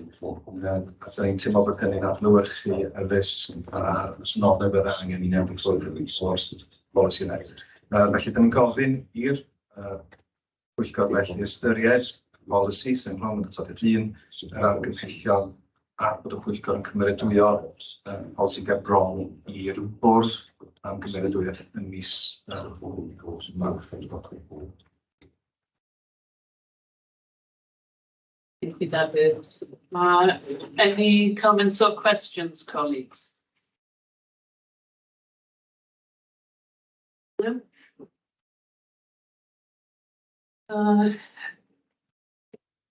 It's obviously a difficult balance here, and I've no doubt that we will return to a bit more discussion on this in the closed agenda item.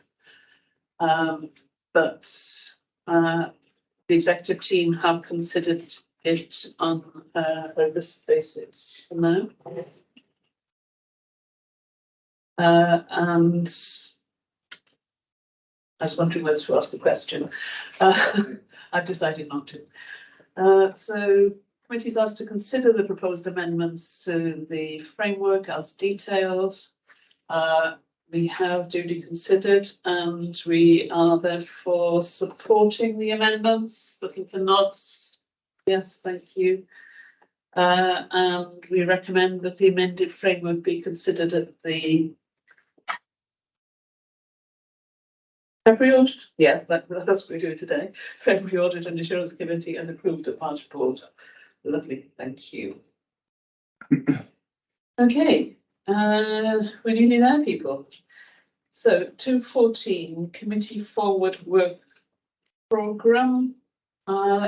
Is this for approval or for noting, David? For approval. Are you going to speak to it? Yn gryno dros ben, felly gofyn pwyllgor wrth gwrs i ystyried ac wedydwyo i blaen rhaglen ar gyfer y flwyddyn ariannol nesaf. Yn unol ar sefydlog ni a ymarfer dda. A dim ond i bwysleisio mai fframwaith ydy'r blaen rhaglen wrth gwrs mae o'n ddogfen dynamic a sydd yn ymateb i gyfynion ac yn cynnwys y flwyddyn ysbryd ychwanegol unrhyw which then mae'n ond as I am meddwl yn gyda'r flwyddyn bobs. Thank you, David. It looks evidently sensible to me. Any comments, questions, suggestions for amendment? No, in which case we duly approve it. We then have the evaluation of committee effectiveness. We do this annually, and there's a self-assessment questionnaire, which is pretty self-explanatory. Any comments, colleagues, on that? No, in which case we look forward to filling it in. Sorry, Chair. Yes, it was very quick. I noticed on the actual appendix there were already ticks that suggest we strongly agree with a lot. I think they might be. Take notes so that we can make our own minds up. We take that on board, and sorry, that does sound slightly presumptuous. Okay, with that amendment, we approve it. Let's move on to 216, Information Governance Toolkit update. And thank you. That was a good and timely wave. Yeah, so I'll try and be quick, so I appreciate the bit of time. The paper I'll take is read, but I'll just cover some key topics. So initially I was adopted the UIG toolkit for assessment of all compliance. The submission we put in last year, the Mortgage report to AAC back in June, there's a slight transposition of two of the results. So it's policies and procedures and FOI in IR are swapped around. So we've updated that in this table. So whilst the submission is correct, when we put the table on the paper, it's still on the rest. Apologies for that. Sometimes these things happen. The toolkit has changed slightly this year, so we're currently working through that. They've collapsed from 13 to 11 categories, and we understand the questions coming into those categories. At the moment, we've got good evidence for all of the domains, but we are working through towards the end of the financial year submission prior to the 31st of March. I would expect there'll be a very similar profile for last year. It's just a question of gathering the evidence and making sure we provide that. So obviously in due course, once we complete the submission, we'll provide further update to the assurance for the assurance committee. And you was those things. All the best. Any comments or questions? It's good to see actually that we are continually measuring ourselves and enabling ourselves to measure progress and identify areas for improvement. Lots of work goes into this, I know, so thank you so much. So hand up from Donna. Yeah, just a small one. It was about the DPIAs, and is it just a sort of practical issue about why we can't publish them? There's conversations to be had about that, so I think it's not so much a practical issue, it's sure whether it's appropriate or not. So it might be that the response is, where appropriate, does the organisation actively publish DPIAs? And the response would be yes, but maybe we don't publish them, if that makes sense, because it's not appropriate. I think it's more of a tactical conversation needs to take place as to whether we would do that or not. We haven't had that conversation. So that is due to take place? It is, yeah. Okay, thank you. So we note the requirement to submit the toolkit's response no later than the 31st of March. We note the effort and support that is required to undertake the work and note the priority to meet the minimum expectation for assurance. Thank you again. Finally, the item 2.17, information governance and information management key issues reports. Succinct title. Yes, the slide. So felly papur yw nodi ydy hon, mi fyddai'n grynod yn gwybod bod ni'n byr o'n amser. Felly y droddiad ydy hwn sy'n crynhoi ac yn canolbwyntio ar cyfarfod o'r IGM ac yn halwyd ar y fyddaddeg o mis Ionawr. Papur yw nodi Edwin Sicrwydd. Ydy o'n a'i fyrgyr allan bod aelodau wedi darllen y ddogfen ac felly o hos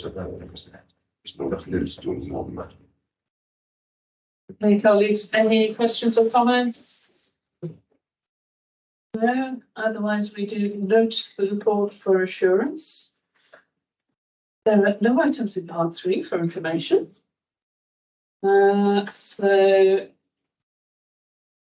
do we ask for any other business? Normally, yeah.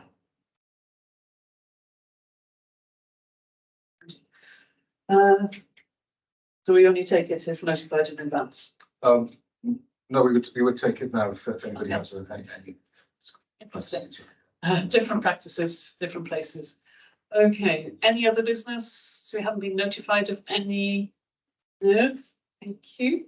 So that takes us to the date of next meeting. And that's still the same? It's, it's the, Monday the the 8th. 8th. I think that's the correct, that's the revised, is that the revised date, Sarah, for the next meetings at the 8th? We're currently looking at that. So at the moment, yeah. Yes, yeah. Yes, because there are some movements in dates coming up. So Monday, 8th of April, in this room or via Microsoft Teams webinar. And that's us done. Diolch yn fawr iawn pawb. A good meeting. We can stop recording.